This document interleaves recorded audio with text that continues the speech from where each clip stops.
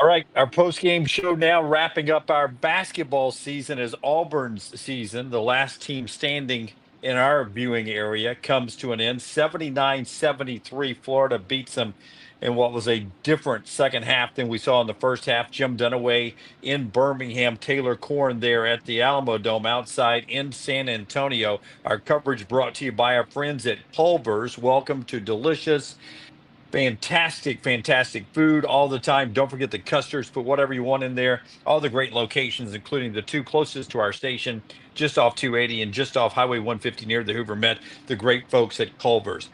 Another Final Four season, 2-5 tournaments. But tonight, Florida gets the win 79-73. Your initial thoughts, Taylor? We'll get to the chat in a second. It was a completely different second half. Things got very sloppy. The turnovers, rebounding, I have this stat sheet. I obviously had to come outside because we can't go live in there, so that's why I look like I'm in an alley. But Yeah, I've got the stats if you need them. Okay, well, I was just gonna say in the second half, rebounding was not as strong for Auburn as it was in the first half, and they looked a little bit sloppy. Walter Clayton Jr. is unreal. He's incredible. I thought that Auburn played really well the first half, and but Florida's one of those teams where you have to keep your foot on the gas because if you slip up for a minute and 30 seconds or however long the time period was when Florida went on that 9-0 run, you're going to be in trouble. And I think that's what happened. And after I just left the locker room, and I believe it was Chaney that said in the first half we executed our coach's game plans, and in the second half we just didn't do that. Yeah, it actually was an 11-0 run 11-0. that Florida hit them with there in the second half. That 9-0 went to 11-0, and it was crazy. You nailed it. Great observation by you. Sloppy in the second half. Auburn, who usually averages under 10 turnovers, they had two in the first half. In fact, I sent it out. They didn't get their first turnover until 10:42 in the game. So they played almost the entire first half of the first half, the first quarter of the game without a turnover. They got their second one at 5:37 in the first half. They did not have another turnover, just two in the first half. They had 12 in the second half, 12 turnovers in one half of basketball. That was one of the big differences in the game. Chat coming up here in a second. But first, I want you to talk to me about the emotions in the locker room. I said this after the Alabama game when Duke beat them in the Elite Eight. In 30 years of doing this, I have never gotten used to going into a losing locker room. It's great to go into a winning locker room. I hate going into a losing locker room. I never enjoy it. What was it like in there tonight? I know it's not joyful, but what was it like? Yeah, it was obviously very somber. The guys, I mean, they did a great job. Johni was probably the most emotional when I was around him. He kind of seemed like he was at a little bit of a loss for words. But to be honest, I mean, they all kind of had the same message. We had a great season. It obviously sucks, and the loss is still very raw. But they're very proud of what they accomplished. It was nothing like the locker room that you walked into, even yesterday after the Elite Eight, after the Sweet 16, obviously. But it was a mix of emotions. There are a lot of seniors on this team, so for a lot of guys, that was their last game in Auburn. Oh my gosh. I thought I was coming to an area that was blocked by the wind. Sorry, guys. Oh, don't worry about it. But it's maybe I need to turn around. It's a lot of guys' last game in an Auburn jersey, last college game, and so I think that that in itself is it's hard to swallow. And then this team, it was a very close-knit team, and they they loved each other. This was a special team, and they had a special season, but obviously a lot of emotions. They were trying to do a as good of a job as they could of looking at the positives. I literally Yeah. look like I'm in a tornado right now, and I don't know what to do. Everybody understands the wind and how it works. You just you hang in there, and we'll get through this, and we'll be done in a second. Much like we were after the Alabama loss to Duke, we will not be here all night. We just want to give you guys some great opportunities to chat about your Auburn Tigers tonight after the 79-73 loss to the Florida Gators, who will move on to play the winner of Duke and Houston for the national championship coming up on Monday. Blake jumps in. Blake says, enjoyed the coverage. I don't know why we're not loading here. There we go. Enjoyed the next round's coverage of the tournament. Y'all knocked it out of the park this year. Thank you so much, Blake, for that. Um,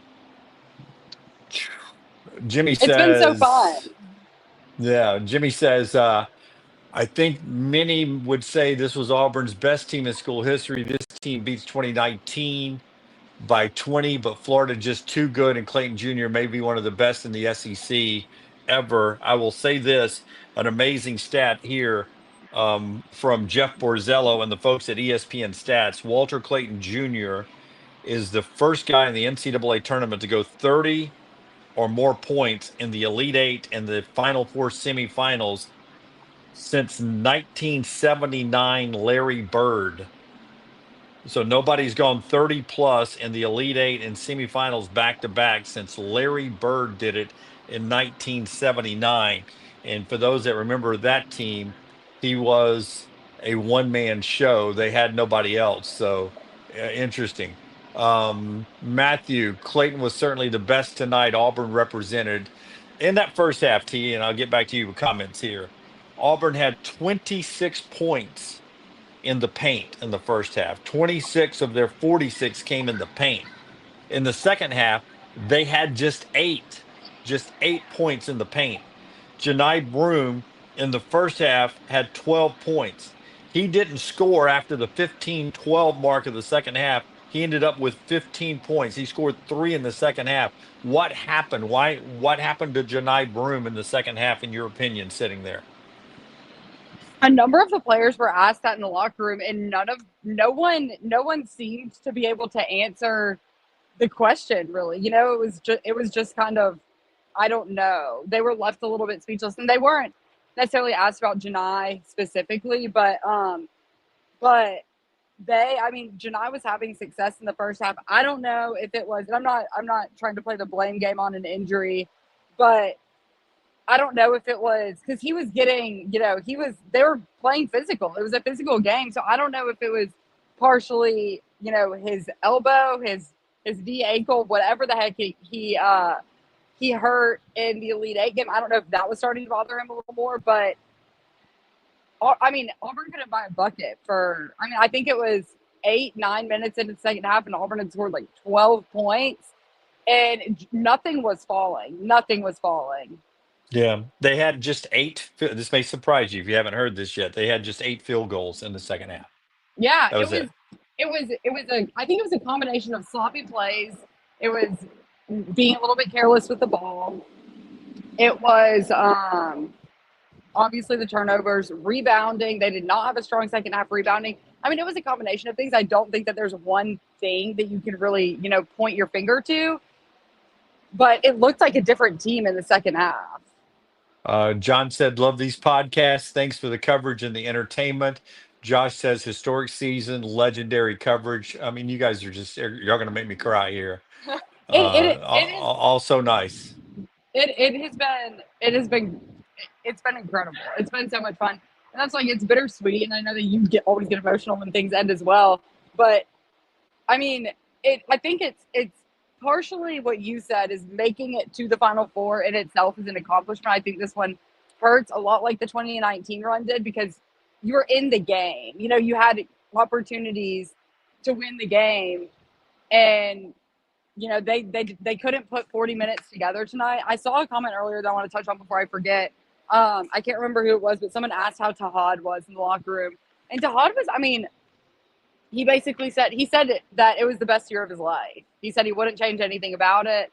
And I have sound from Chad. I have sound from Miles, Todd, that we'll send out after we're done here. But I think that they were trying their hardest stay positive, because it has been such a historic season in terms of Auburn and in terms of, college basketball in general. They went on a historic run. They're obviously devastated that they couldn't finish the season out with the championship, but I think it's going to be an emotional night for them, obviously. But they were doing their best to try and look at the bright side of things, which is really all you can do right now.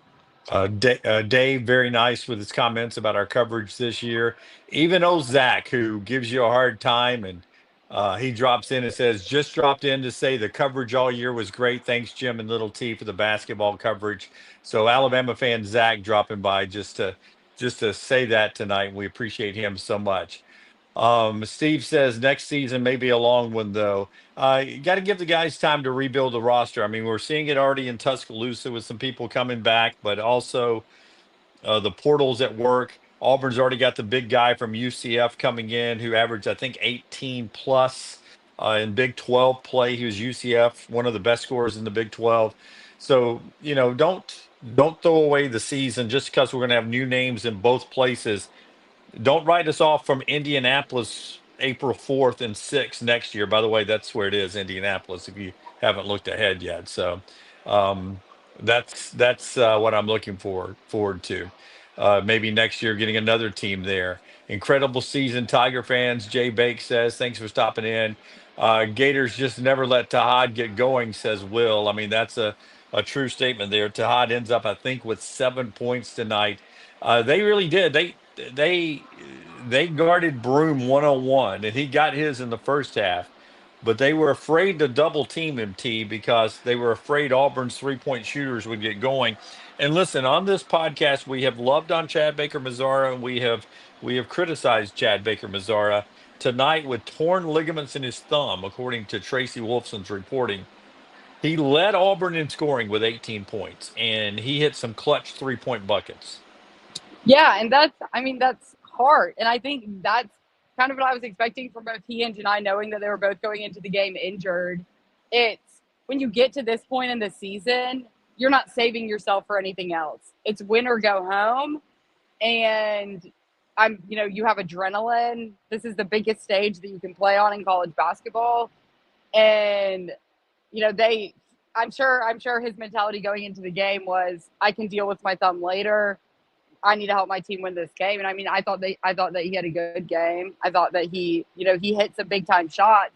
It was just, they couldn't put together a complete game.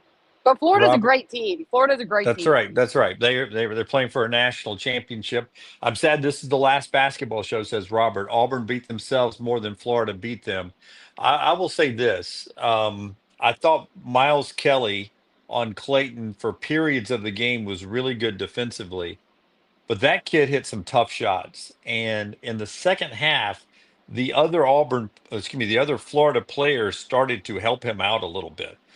And in the first half, it was all Elijah Martin and Walter Clayton Jr. Alex Condon had a horrible game. And Yeah. the bigs for Florida, T, at that game at Neville, they had Condon had 17 and Houck had 16. Those guys didn't dominate this game like they did down at Neville Arena. They had to rely on obviously Walter Clayton Jr., but other people, not their bigs. Yeah, and that's something that I was paying attention to specifically was Alex Condon's total points, because I don't know how many he had in the first half. I can't flip through this thing right now because I moved to this corner for the wind, but they contained him. They contained him, and they really limited him offensively. Something else that he only had 1 point. He only had 1 point for the whole game. That's what he finished with. Okay. Yeah. Okay, yeah, and Riley mentioned he does have an injured ankle, but I mean, Chad has a torn ligament in his thumb, so I think that they played well defensively on him. And one other thing that stood out to me really throughout the entire game was Auburn was turning Florida over, and they weren't capitalizing on the turnovers. They had 5 first half turnovers, I believe it was. And at one point in the game, they had 5 turnovers and 0 points off turnovers. So I don't think that they were as effective as they could have been when they had those extra offensive possessions. And then also when they got stops. And that's something that I've noticed with this team when they're, when they're not looking like the elite team that we saw for a long stretch of the season. Something that stood out to me during those stretches were the fact that it seemed like they struggled to produce offensively after making stops on defense. When you have a chance to extend your lead, or you're down by 2, you're down by 1, and you make a stop on the defensive end of the court, but then you can't score. And that, that obviously in a game like this is something that will play a part in getting you beat, because of how capable Florida is of going on those runs. Like, we've seen them do a number of times. Couple more quick comments and we'll have a final thought and get out of here. Taylor's got some editing to do, and much like after the Alabama loss, we all don't want to sit here and talk about it too long until we have time to absorb it, and then we'll celebrate the season throughout the evening and the rest of eternity. Living life. Refs lost control of this one early, and were never able to get the game back in the second half. It was brutal. Felt like it needed to be played in the fall on grass instead of on the court. I will tell you, not that it benefited one team or the other. They let them play the downward the chop downs that Auburn got a few steals on in the first half. I always thought should have been an automatic call.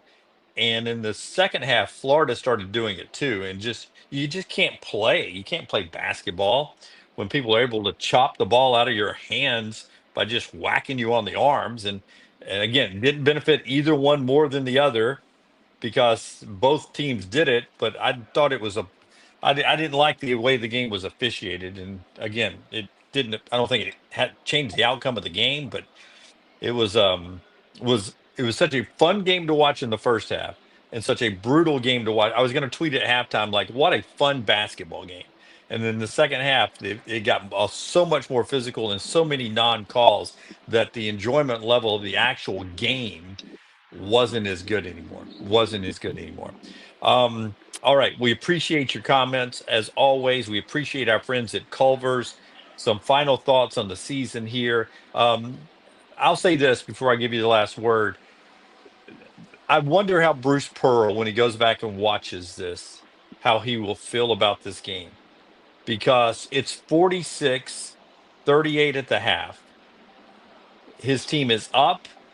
They were the better team in the first half, and he kept telling them to slow it down, slow it down. And I think right then that it felt like to me that Auburn could run with this team. I know they didn't want to run with this team, but I felt like Auburn could run with this team. And I'm not a basketball guy, so I don't really know what I'm talking about.